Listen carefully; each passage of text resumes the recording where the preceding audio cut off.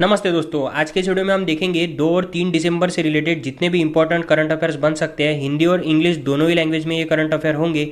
अगर आपको इस वीडियो की पीडीएफ फाइल चाहिए तो मैंने डिस्क्रिप्शन में लिंक दिया है, वहां से आप पीडीएफ फाइल भी डाउनलोड कर सकते हैं और मेरे साथ टेलीग्राम पर भी जुड़ सकते हैं। चलिए बिना देरी करते हुए शुरू करते हैं आज का वीडियो।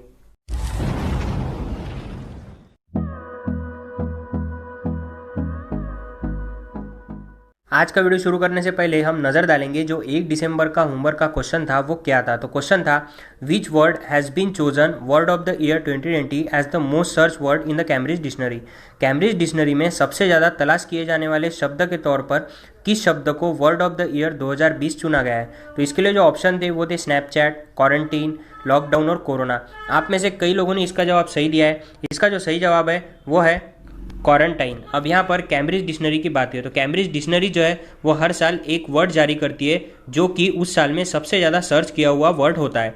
तो ये साल 2020 में जो वर्ड सर्च किया गया है वो कौन सा है, तो वो है क्वारंटीन। उसके बाद में 2019 में कौन सा वर्ड सर्च किया गया था, तो 2019 में जो वर्ड सर्च किया गया था वो था अपसाइक्लिंग। तो इस सवाल से हमें इतनी जानकारी मिलती है। चलिए देखते हैं आज के करंट अफेयर्स।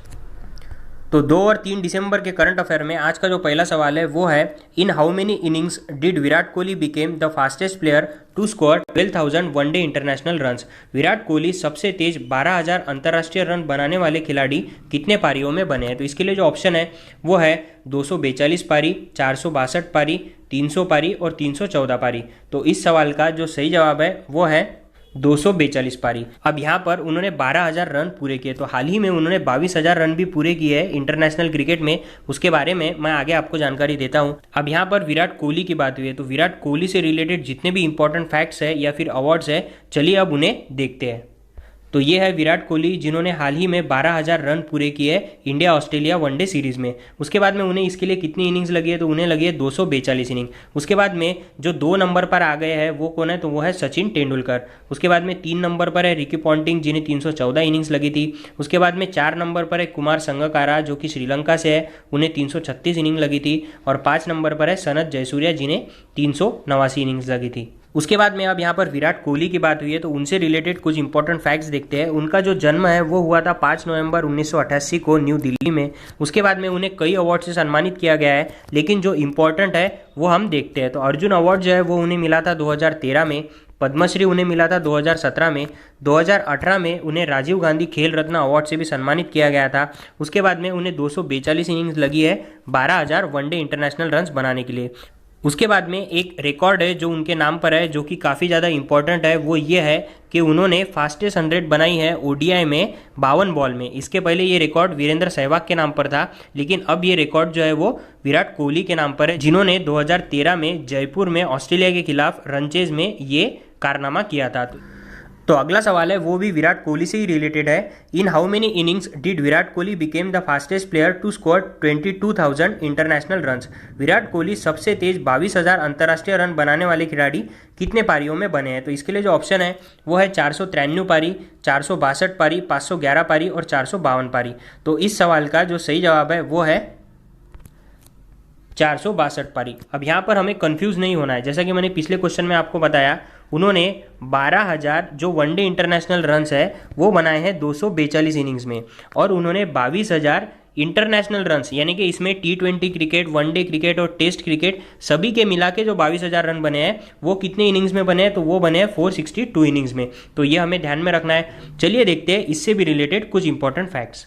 तो जैसा कि मैंने आपको बताया 462 इनिंग्स लगी है विराट कोहली को 22,000 इंटरनेशनल रन्स बनाने के लिए। उसके बाद में जैसा कि ऑप्शन में हमें दिख रहा था 493 इनिंग्स लगी थी सचिन तेंदुलकर को 22,000 इंटरनेशनल रन बनाने के लिए, और इन्हीं का रिकॉर्ड जो है वो विराट कोहली ने हाल ही में तोड़ा है। उसके बाद में 511 इनिंग्स लगी थी ब्रायन लारा को 22,000 रन बनाने के लिए जो कि वेस्ट इंडीज़ के खिलाड़ी है। उसके बाद में 514 इनिंग लगी थी रिकी पॉन्टिंग को जो कि ऑस्ट्रेलिया के खिलाड़ी है। अगर हम विराट कोहली और सचिन तेंदुलकर के स्टैट्स की बात करें तो टेस्ट क्रिकेट में विराट कोहली ने 86 मैचेस खेली है। उनके जो रन है वो है 7,240 और उनका जो एवरेज है वो है 53.63। उन्होंने टोटल 2700 लगाई है। उसके बाद में अगर हम सचिन की बात करें तो सचिन जो है वो 200 टेस्ट मैच खेलने वाले इकलौते ऐसे बल्लेबाज है उसके बाद में उन्होंने जो रन बनाए हैं वो है 15,921, जो कि किसी भी खिलाड़ी द्वारा सबसे ज़्यादा रन है टेस्ट क्रिकेट में। उसके बाद में उनका जो बैटिंग एवरेज है वो है 53.78 का, और उन्होंने सबसे ज़्यादा यानी कि 5100 बनाए हैं टेस्ट क्रिकेट में। उसके बाद में अगर हम ओडीआई की बात करें तो विराट कोहली ने जो है वो 251 ओडीआई मैचेस के लिए, जिसमें उनके जो रन है वो हाल ही में 12,040 हो गए हैं, जो कि पिछले ही मैच में हुआ है इंडिया ऑस्ट्रेलिया सीरीज़ के थर्ड मैच में, जो कि इंडिया जीता है 12 रनों से। उसके बाद में जो बैटिंग एवरेज है वनडे में उनका वो है 59.31, उन्होंने 4300 लगाए हैं ओडीआई में। वहीं अगर हम सचिन तेंदुलकर के ओडीआई की बात करें तो उन्होंने 463 मैचेस खेली है, जो कि किसी भी खिलाड़ी द्वारा सबसे ज़्यादा ओडीआई मैचेस है। उसके बाद में उन्होंने जो रन बनाए हैं वो है 18,426, जो कि किसी भी खिलाड़ी द्वारा सबसे ज़्यादा रन है वनडे इंटरनेशनल में। उसके बाद में उनका जो बैटिंग एवरेज है वो है 44.83 का, और उन्होंने 4900 बनाए हैं। तो उसके बाद में अब यहाँ पर हमें एक चीज़ पे गौर करना है कि जो विराट कोहली है उनके टोटल कितनी सेंचुरीज हो गई है, तो 70 सेंचुरीज हो गई है, और जो सचिन तेंदुलकर है उनकी कितनी सेंचुरीज हो गई है, तो उनकी 100 सेंचुरीज हो गई है। तो इतनी जानकारी हमें इस सवाल से मिलती है। बाद में जो अगला सवाल है वो है who will be the new global CEO of Bata, कौन होंगे बाटा के नए वैश्विक मुख्य कार्यकारी अधिकारी यानी कि सीईओ। तो इसके लिए जो ऑप्शन है वो है एलेक्सिस नारूद, संदीप कटारिया, अमिताभ चौधरी और शशिधर जगदीशन। तो इस सवाल का जो सही जवाब है वो है संदीप कटारिया। संदीप कटारिया जो है वो भारतीय मूल के हैं, और वो अब बाटा के वैश्विक स्तर पर सीईओ बनने जा रहे हैं। अब यहाँ पर बाटा की बात हुई है तो चलिए देखते हैं बाटा से रिलेटेड कुछ इंपॉर्टेंट फैक्ट्स। बाटा जो है वो एक शू मेकिंग कंपनी है, जिसका फॉर्मेशन जो है वो हुआ था 24 अगस्त 1894 को। इसके जो फाउंडर थे वो थे टॉमस बाटा, और इसका जो हेडक्वार्टर है वो है ल्यूसेने, स्विट्जरलैंड में। उसके बाद में इसके जो सीईओ है वो कौन बनने जा रहे हैं, तो वो बनने जा रहे हैं संदीप कटारिया। अब संदीप कटारिया जो है वो भारत में 2017 से बाटा के सीईओ थे, और उसके बाद में अब उन्हें मौका मिला है वैश्विक स्तर पर बाटा के सीईओ बनने का। यहाँ पर जो ऑप्शन थे एलेक्सिस नारूद जो है वो इसके पहले वैश्विक स्तर पर सीईओ थे बाटा के, यानी उनकी जगह कौन लेने वाले हैं, तो वो लेने वाले हैं संदीप कटारिया। उसके बाद में अब अमिताभ चौधरी दिख रहा है, तो ये कौन है, तो अमिताभ चौधरी जो है वो एक्सिस बैंक के सीईओ है। उसके बाद में अब शशिधर जगदीशन दिख रहा है, तो ये कौन है, तो ये जो है ये एचडीएफसी बैंक के सीईओ है। तो इतनी जानकारी हमें इस सवाल से मिलती है। उसके बाद में जो अगला सवाल है वो है in which state is the Suryadhar lake unveiled, Suryadhar झील का अनावरण किस राज्य में किया गया है। तो इसके लिए जो ऑप्शन है वो है राजस्थान, उत्तराखंड, तमिलनाडु और उत्तर प्रदेश। इस सवाल का जो सही जवाब है वो है उत्तराखंड। अब यहाँ पर उत्तराखंड की बात हुई है तो उत्तराखंड से रिलेटेड जानकारी तो हम जरूर देखेंगे, लेकिन उसके पहले मैं आपको सूर्यधर झील के बारे में थोड़ी बात बता देता हूँ। सूर्यधर झील जो है ये उत्तराखंड में स्थापित करी जा रही है। तो ये उत्तराखंड में कहाँ पर स्थापित करी जा रही है, तो उत्तराखंड में देहरादून में डोई वाला गांव है, वहाँ पर इस झील को निर्माण किया जा रहा है। उसके बाद एक चीज़ यहाँ पर काफ़ी ज़्यादा इंपॉर्टेंट है कि अगले साल जब मकर संक्रांति होगी यानी कि वसंत पंचमी होगी, तब यहाँ पर वाटर स्पोर्ट्स का आयोजन भी करा जाने वाला है, जिसकी पुष्टि जो है वो ये मुख्यमंत्री है उन्होंने की है। अब चलिए देखते हैं उत्तराखंड से रिलेटेड कुछ इंपॉर्टेंट फैक्ट्स। तो ये है मैप में उत्तराखंड। उत्तराखंड की जो कैपिटल है वो है देहरादून। उसका जो फॉर्मेशन है वो हुआ था 9 नवंबर 2000 को। उसके बाद में उसके जो सीएम है वो है त्रिवेंद्र सिंह रावत, और वहाँ के जो गवर्नर है वो कौन है, तो वो है बेबी रानी मौर्य। उसके बाद में जो अगला सवाल है वो है national pollution control day is observe on, यानी कि राष्ट्रीय प्रदूषण नियंत्रण दिवस कब मनाया जाता है। तो इसके लिए जो ऑप्शन है वो है 1 दिसंबर, 2 दिसंबर, 26 नवंबर और 27 नवंबर। तो इस सवाल का जो सही जवाब है वो है 2 दिसंबर। अब यहाँ पर राष्ट्रीय प्रदूषण नियंत्रण दिवस की बात हुई है, तो इससे रिलेटेड इंपॉर्टेंट फैक्ट्स तो हम जरूर देखेंगे, लेकिन पहले देख लेते हैं कि 1 दिसंबर को कौन सा दिन मनाया जाता है। 1 दिसंबर को जो है वो वर्ल्ड एड्स डे मनाया जाता है। तो इस साल की इसकी थीम क्या थी, तो वो थी global solidarity and share responsibility. उसके बाद में एड्स का मतलब क्या होता है, तो एड्स का ये मतलब होता है एक्वायर्ड इम्यूनो डिफिशियंसी सिंड्रोम। उसके बाद में ये होता किससे, तो ये होता है एचआईवी वायरस से। तो एचआईवी का लॉन्ग फॉर्म क्या होता है, तो वो होता है ह्यूमन इम्यूनो डिफिशियंसी वायरस। तो इतनी जानकारी हमें 1 दिसंबर से मिलती है। उसके बाद में अब यहाँ पर 26 नवंबर दिख रहा है, तो ये काफ़ी ज़्यादा इंपॉर्टेंट है। जैसा कि मैंने आपको बताया है, अगर हमें डेज याद रखना है तो हमें कंपेयर करके डेज को याद रखना काफ़ी ज़्यादा जरूरी है। अब 26 नवंबर की बात हुई है तो 26 नवंबर को जो डे मनाया जाता है वो है संविधान दिवस। उसके बाद में कानून दिवस भी उसी दिन मनाया जाता है। उसके बाद में राष्ट्रीय मिल्क डे यानी कि दूध दिवस जो है वो भी उसी दिन मनाया जाता है। उसके बाद में एक डे जो है वो और मनाया जाता है, वो कौन सा डे होता है, तो वो होता है पर्यावरण संरक्षण दिवस। तो इतने डेज जो है वो 26 नवंबर को मनाए जाते हैं। अब यहाँ पर नेशनल पोल्यूशन कंट्रोल डे की बात हुई है तो हमारा जो सेंट्रल पोल्यूशन कंट्रोल बोर्ड है, यानी कि जो पोल्यूशन कंट्रोल करता है, उसके बारे में डिस्कस होना काफ़ी ज़्यादा जरूरी है। तो इसके बारे में कुछ इंपॉर्टेंट फैक्ट्स ऐसी है कि सेंट्रल पोल्यूशन कंट्रोल बोर्ड की जो स्थापना हुई थी वो कब हुई थी, तो वो हुई थी 1974 में। नेशनल पोल्यूशन कंट्रोल डे मनाया क्यों जाता है, ये भी काफ़ी ज़्यादा इंपॉर्टेंट सवाल है। तो इसका रीज़न ये है कि जो भोपाल में 1984 में एक गैस त्रासदी हुई थी, जिसमें जो गैस था वो कौन सा था, तो वो था मिथाइल मरकॉप्टन। और ये गैस त्रासदी हुई कहाँ थी, तो ये हुई थी भोपाल में। तो इस गैस त्रासदी में जो हानि हुई थी उसके बारे में अवेयरनेस फैलाने के लिए राष्ट्रीय प्रदूषण नियंत्रण दिवस जो है वो मनाया जाता है। इसके बाद में जो अगला सवाल है वो है, who is appointed as new secretary general of Lok Sabha. Lok Sabha के नए महासचिव कौन नियुक्त हुए हैं, तो इसके लिए जो ऑप्शन है वो है अशोक कुमार, अजय त्यागी, विजय कुमार सिन्हा और उत्पल कुमार सिंह। तो इस सवाल का जो सही जवाब है वो है उत्पल कुमार सिंह। उसके बाद में अब यहाँ पर लोकसभा की बात हुई है, तो लोकसभा में टोटल कितनी सीटें होती है, तो वो होती है 552 सीटें। उसके बाद में अभी वर्तमान में लोकसभा में कितनी सीटें मौजूद है, तो वो है 543। उसके बाद में अब यहाँ पर सबसे ज़्यादा इंपॉर्टेंट सवाल ये है कि लोकसभा, राज्यसभा और संसद भारत के संविधान में कौन से आर्टिकल में लिखी गई है, तो वो लिखा गया है आर्टिकल 79 में। उसके बाद में राष्ट्रपति जो है वो लोकसभा में कितने आंग्ल भारतीय लोगों को नामित कर सकता है, तो वो है 2 आंग्ल भारतीय लोगों को वो नामित कर सकता है। उसके बाद में अब यहाँ पर अशोक कुमार की बात हुई, तो अशोक कुमार कौन है, तो अशोक कुमार जो है वो हाल ही में डीजीपी बने हैं उत्तराखंड के। उसके बाद में अजय त्यागी कौन है, तो अजय त्यागी जो है वो सेबी के निर्देशक है। अब सेबी क्या है, तो सेबी है security exchange board of India. पर विजय कुमार सिन्हा दिख रहा है, तो विजय कुमार सिन्हा कौन है, तो अभी अभी जो बिहार में इलेक्शन हुए हैं तो वहाँ की जो विधानसभा है वहाँ के अध्यक्ष चुने गए हैं विजय कुमार सिन्हा, जो कि बीजेपी के पहले अध्यक्ष बने बिहार में अभी तक। उसके बाद में जो अगला सवाल है वो है, who will be the brand ambassador of BAFTA breakthrough initiative in India. Bharat में बाफ्टा ब्रेक थ्रू पहल के ब्रांड एम्बेसडर कौन होंगे, तो इसके लिए जो ऑप्शन है वो है अक्षय कुमार, सोनू सूद, सुरेश रैना और AR रहमान। इस सवाल का जो सही जवाब है वो है AR रहमान, जो कि एक म्यूजिक कंपोजर है जिन्हें ऑस्कर अवार्ड से भी सम्मानित किया गया है। कौन से सॉन्ग के लिए, तो वो है जय हो सॉन्ग के लिए।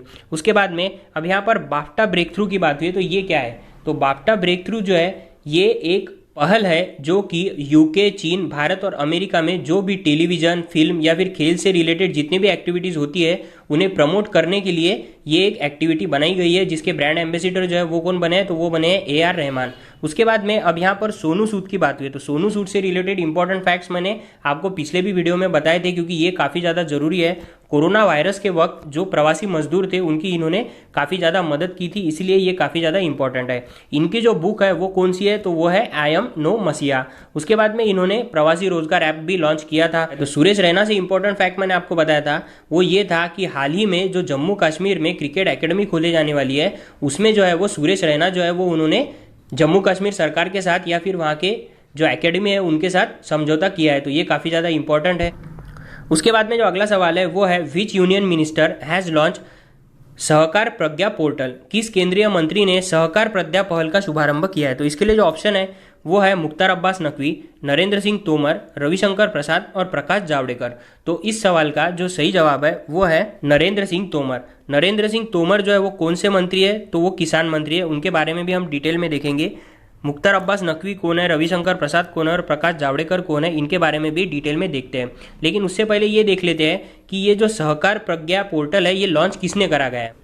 तो सहकार प्रज्ञा पोर्टल जो है ये किसके द्वारा लॉन्च किया गया है, तो ये लॉन्च किया गया है राष्ट्रीय सहकारी विकास निगम द्वारा, यानी कि नेशनल कोऑपरेटिव डेवलपमेंट कॉर्पोरेशन द्वारा। अब ये किया किस लिए गया है, तो जो भारत के किसान हैं उन्हें जागरूकता फैलाने के लिए और उन्हें मदद करने के लिए इस पोर्टल का अनावरण किया गया है। चलिए देखते हैं इन चारों ही मंत्री से रिलेटेड कुछ इंपॉर्टेंट फैक्ट्स। तो ये है नरेंद्र सिंह तोमर, जो कि भारत के एग्रीकल्चर और फार्मर मिनिस्टर है, यानी कि ये भारत के किसान मंत्री है। हाल ही में जो किसान बिल आया है उससे रिलेटेड जो किसान है वो काफ़ी आंदोलन भी कर रहे हैं पंजाब और हरियाणा से, वो इनके साथ ही मीटिंग कर रहे हैं क्योंकि ये भारत के किसान मंत्री है। उसके बाद में अब यहाँ पर मुख्तार अब्बास नकवी दिख रहा है, तो ये कौन से मंत्री है, तो ये भारत के माइनॉरिटी अफेयर्स के मंत्री है, यानी कि अल्पसंख्याक मिनिस्टर है। उसके बाद में जो तीसरा ऑप्शन था उसमें वो था रविशंकर प्रसाद का, तो ये minister of law and justice and electronics and telecommunication, यानी कि ये कानून मंत्री है और दूरसंचार मंत्री भी रविशंकर प्रसाद ही है, यानी कि इनके पास 2 खाते हैं। उसके बाद में प्रकाश जावड़ेकर जो है वो पर्यावरण मंत्री है, यानी कि ministry of environment and climate change, और इन्फॉर्मेशन और ब्रॉडकास्टिंग के भी वो मिनिस्टर है। तो इतनी जानकारी हमें इस सवाल से मिलती है। उसके बाद में जो अगला सवाल है वो है who is appointed as interim chairperson of NDDB. NDDB के नए कार्यकारी निदेशक कौन नियुक्त हुए हैं? तो इसके लिए जो ऑप्शन है वो है अशोक कुमार, वर्षा जोशी, विजय कुमार सिन्हा और दिलीप रथ। तो इस सवाल का जो सही जवाब है वो है वर्षा जोशी। वर्षा जोशी जो है वो एक आईएएस है। अब यहाँ पर सबसे इंपॉर्टेंट सवाल ये है कि एनडीडीबी यानी क्या होता है? तो एनडीडीबी यानी होता है नेशनल डेयरी डेवलपमेंट बोर्ड, जिसके बारे में मैं आगे आपको बताता हूँ। उसके बाद में यहाँ पर एक चीज़ जो है वो सबसे ज़्यादा इंपॉर्टेंट है, वो ये है कि दिलीप रथ जो थे वो इस पद पर अभी तक बने हुए थे, और उसके बाद में अब इस पद पर कौन आएंगी? तो वो आएंगी वर्षा जोशी। अशोक कुमार के बारे में मैंने आपको बताया है कि ये डीजीपी बने उत्तराखंड के, और विजय कुमार सिन्हा कौन है? तो ये बने हैं बिहार के विधानसभा के अध्यक्ष। चलिए अब देखते हैं एनडीडीबी से रिलेटेड कुछ इंपॉर्टेंट फैक्ट्स। एनडीडीबी यानी कि नेशनल डेयरी डेवलपमेंट बोर्ड, यानी कि राष्ट्रीय डेयरी विकास बोर्ड, इसके जो फॉर्मेशन है वो हुआ था 16 जुलाई 1965 को। इसका जो हेडक्वार्टर है वो है आनंद, गुजरात में, और इसके जो इंटरिम चेयरपर्सन है वो है वर्षा जोशी। उसके बाद में जो अगला सवाल है वो है Lewis Hamilton has one Bahrain grand prix 2020 capital of Bahrain. Lewis Hamilton ने बहरीन ग्रैंड प्रिक्स जीता है, बहरीन की राजधानी क्या है? तो इसके लिए जो ऑप्शन है वो है डकार, हेलसिंकी, मनामा और दोहा। तो इस सवाल का जो सही जवाब है वो है मनामा। अब यहाँ पर लुइस हैमिल्टन की बात हुई है और बहरीन की बात हुई है, तो लुइस हैमिल्टन के बारे में मैं आगे आपको बताता हूँ, लेकिन बहरीन की जो कैपिटल है वो है मनामा। यहाँ पर डकार की बात हुई है, तो डकार क्या है? तो डकार जो है वो कैपिटल है किसकी? सेनेगल की। उसके बाद में अब यहाँ पर दोहा दिख रहा है, तो दोहा किसकी कैपिटल है? तो दोहा है कैपिटल कतर की। उसके बाद में हेलसिंकी दिख रहा है, तो हेलसिंकी किस देश की कैपिटल है? तो वो है सेनेगल की। उसके बाद में अब यहाँ पर लुइस हैमिल्टन दिख रहा है, तो चलिए देखते हैं उनसे रिलेटेड कुछ important facts.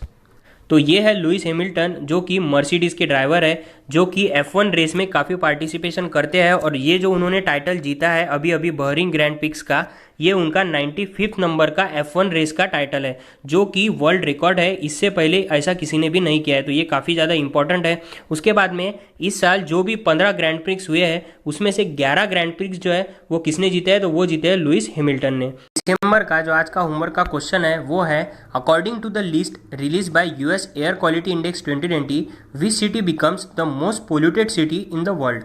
US air quality index 2020 द्वारा जारी सूची में कौन सा शहर दुनिया का सबसे प्रदूषित शहर बना है? तो इसके लिए जो ऑप्शन है वो है लाहौर, न्यू दिल्ली, इस्लामाबाद और गुड़गांव। अगर आपको इस सवाल का सही जवाब पता है तो मुझे कमेंट कर जरूर बताइए, और अगर आपको वीडियो अच्छा लगे तो वीडियो को लाइक करना, शेयर करना और सब्सक्राइब करना मत भूलिएगा। और अगर आपको इस वीडियो की पीडीएफ फाइल चाहिए तो लिंक मैंने डिस्क्रिप्शन में दिया है, वहाँ से आप पीडीएफ फाइल भी डाउनलोड कर सकते हैं और मेरे साथ टेलीग्राम पर भी जुड़ सकते हैं।